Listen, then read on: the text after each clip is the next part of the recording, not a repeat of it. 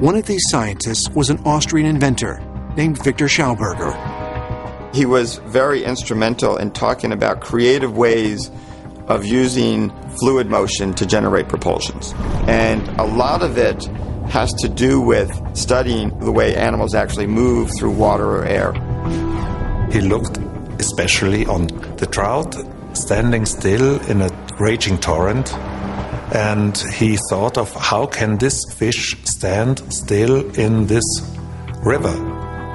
And then he thought of how nature works, and he stated it's not the animal itself, it's air or water that moves this animal. A fish does not swim, it is swum. And a bird does not fly, it is flown. So why can't we do this with machines? Move the air in a special way so that the vehicle is pulled, not pushed. Victor Schauberger, he developed a type of vortex engine, artificial tornado, as it were, where vortex activity and gyroscopic activity could be harnessed with liquids such as water or mercury. My grandfather, Victor Schauberger, made some big inventions. Inventions that lead maybe back to ancient times. This is the so-called Repulsion or Repulsine in German. It was meant to be some kind of propulsion system, mounted in a submarine or an aircraft vertically, to create a field Victor Schauberger called biological vacuum.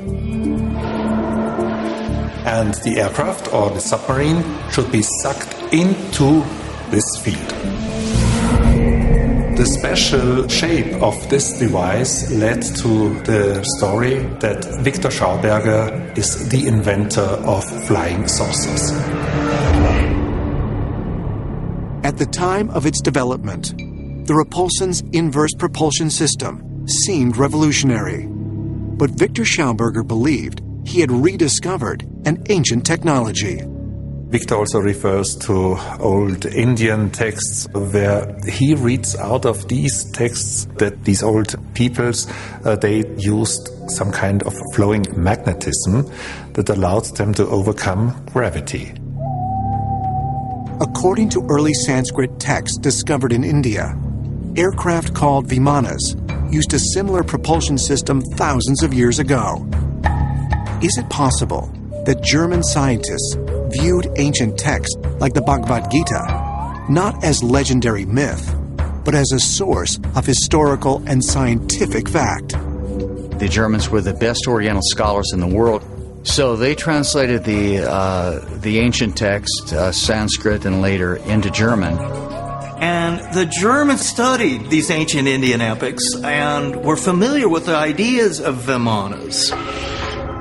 And so by combining that with this vortex technology and allegedly this crash disk from 1936 in the Black Forest, they then came up with their designs for these flying saucers.